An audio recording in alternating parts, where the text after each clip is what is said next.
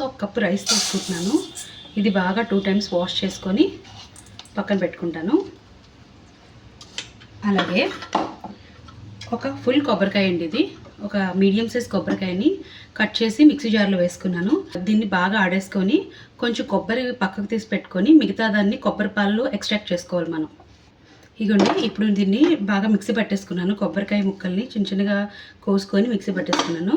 అది చక్కగా కొబ్బరి తురుములా రెడీ అయిపోయింది. దీనిలో ఇప్పుడు ఏం చేస్తామంటే మనం కొంచెం కొబ్బరి తురుముని తాలింపు కోసం పక్కన ఉంచుకొని మిగతా దానిలో వాటర్ వేసుకొని కొబ్బరి పాలకి రెడీ చేసుకుందాం. ఇవ్వండి,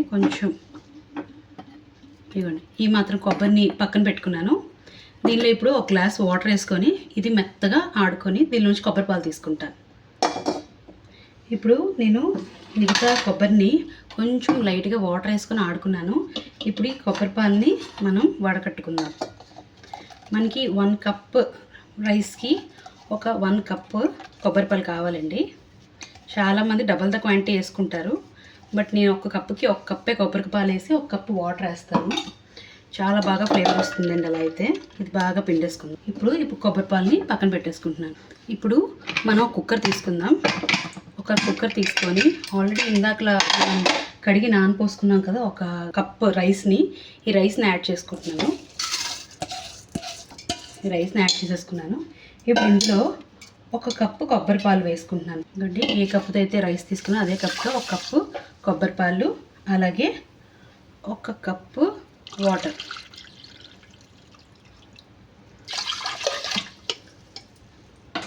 దీన్ని బాగా కలిపేసుకొని దీనిలో రుచికి సరిపడా సాల్ట్ యాడ్ చేసేసుకుందాం.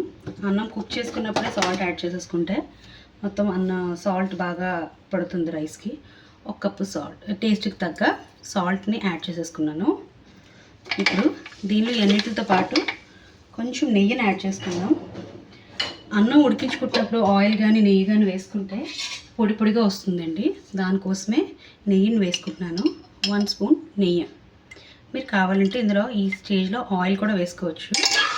ఆయిల్ కానీ నెయ్యి కానీ వేసుకుంటే బాగా పొడి పొడిగా వస్తుందని మాత్రమే వేస్తున్నాను. అంతేనండి. ఇప్పుడు దీనికి క్యాప్ పెట్టుకొని ఒక 3 విజిల్స్ రానిద్దాం.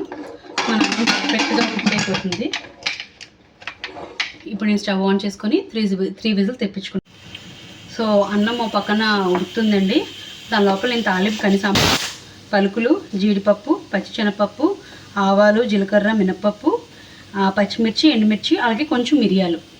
ఈ పచ్చిమిర్చిని సన్నంగా పొడుగ్గా కట్ చేసుకుందాం. అలాగే ఈ మిరియాలని కొంచెం దంచి పెట్టుకుందాం. ఇప్పుడు మనం ఒక కళాయి తీసుకుందాం అండ్ ఈ ప్రసాదానికి పోపు పెట్టుకుందాం. ఫస్ట్ పోపు పెట్టుకోవడానికి ఒక ప్యాన్ పెట్టుకున్నాను. ఇప్పుడు దీనిలో మనం 1 స్పూన్ ఆయిల్ యాడ్ చేసుకుందాం. 1 స్పూన్ ఆయిల్ వేసుకుంటున్నాను. అలాగే 1 స్పూను ఘీను వేసుకుంటున్నాను. ఈ ఆయిల్ ఘీ కొంచెం వేడెక్కితే దీనిలో ఫస్ట్ కొంచెం పలుకులు వేసుకొని మనకి బాగా ఫ్రై అయిపోవాలి కదా. మీరు కావాలంటే ఆల్రెడీ డ్రై రోస్ట్ చేసుకుని పల్లీలు ఉంటాయి కదా, అంటే ఆయిల్ లేకుండా రోస్ట్ చేసుకుంటారు కదా పలుకులు, అలా చేసుకొని ఉంచుకుంటే ఇవి అంతా ఒకేసారి వేసుకోవచ్చు. ఇవి పచ్చి పలుకులు కదా, సో ఫస్ట్ అందుకని నేను కొంచెం లైట్గా వేపుకుంటున్నాను. ఈ కొబ్బరి అన్నాన్ని చాలా వెరైటీస్గా చేసుకుంటారు. అలాగే ఇప్పుడు నేను కొబ్బరిపాలు వేసి ఉడికించినట్టు కాకుండా నార్మల్ రైస్లో కూడా అండ్ పచ్చి కొబ్బరిని వేసుకొని చేసుకుంటారు. ఇది చాలా హెల్తీ రెసిపీ అండి. అలాగే మనం పిల్లలకి టకా లంచ్ బాక్స్కి వాటికి చేయాలంటే కర్రీగా టైం లేకపోతే చాలా ఫాస్ట్గా అయిపోతుంది. ఇది రైస్ కుక్ అయి ఉంటే చాలు, ఒక తాలింపు వేసుకుంటే అయిపోతుంది. ప్రతిసారి పులిహోర అవి కాకుండా ఇలా కొబ్బరి అన్నం ఒకసారి, నువ్వుల అన్నం ఒకసారి ట్రై చేయండి. పిల్లల లంచ్ బాక్సెస్ కూడా బాగుంటుంది. ఇప్పుడు దీనిలో పచ్చిశనగపప్పు యాడ్ చేసుకుందాం. ఈ పచ్చిశనగపప్పు కూడా కొంచెం ఫ్రై అవ్వడానికి టైం పడుతుంది. అందుకే ఫస్ట్ పచ్చిశనగపప్పును వేసేసుకున్నాను. ఇప్పుడు ఒకటిగా మిగతా పోపు సామాన్లన్నీ వేసుకుందాం. నా దగ్గర ఈరోజు కరివేపాకు లేదు, మీ దగ్గర కరివేపాకు ఉంటే అది కూడా యాడ్ చేసుకోండి. జీడిపప్పు, అలాగే ఆల్రెడీ కట్ చేసి పెట్టుకున్న పచ్చిమిర్చి, దాంతోపాటు ఎండుమిర్చి ఇలా బేక్ చేసుకొని వేసుకుంటున్నాను. ఇప్పుడు ఈ స్టేజ్లో ఇందులో నేను ఇందాక స్టార్టింగ్లో మనం కొబ్బరి ఆడుకున్న తర్వాత కొంచెం కొబ్బరి తీసి పక్కన పెట్టుకున్నాం కదా, ఆ పచ్చి కొబ్బరిని యాడ్ చేసుకున్నాం. ఒకవేళ మీరు రైస్ నార్మల్గా కుక్ చేసుకొని లాస్ట్లో కానీ పచ్చి కొబ్బరిని యాడ్ చేసుకుంటే ఇంకొంచెం కొబ్బరి క్వాంటిటీ ఎక్కువ తీసుకోండి. అండ్ మనం ఆల్రెడీ కొబ్బరి పాలను యాడ్ చేసాం కాబట్టి నేను ఇది తీసుకుంటున్నాను. ఇది ఒక 2 minutes ఫ్రై చేసుకుంటే చాలు, మన తాలింపు రెడీ అయిపోతుంది. స్టవ్ ఆఫ్ చేసుకునే ముందు కొంచెం ఒక 5-6 మిరియాలని చక్కగా దంచుకొని ఆ మిరియాల పౌడర్ని వేసుకుని స్టవ్ ఆఫ్ చేసేసుకుంటున్నాను. స్టవ్ ఆఫ్ చేసేసుకున్నాం కదా, ఇప్పుడు ఆ మిరియాలని కొంచెం దంచేసుకొని అది కూడా యాడ్ చేసుకొని ఈ పోపు మొత్తాన్ని అన్నంలోకి వేసేసుకోవాలి. మిరియాల పొడిని కూడా యాడ్ చేసేసుకున్నాను. ఇప్పుడు తాలింపు మొత్తాన్ని ఒక పక్కన పెట్టుకొని ఇప్పుడు మన కొబ్బరి అన్నం తిప్పి చూద్దాం. ఇవ్వండి, 3 విజిల్స్ పెట్టుకొని 3 విజిల్స్ అయిన తర్వాత ప్రెషర్ అంతా రిలీజ్ అయిన తర్వాత తీసాను. కనబడుతుందా మీకు? చక్కగా కుక్ అయింది రైస్.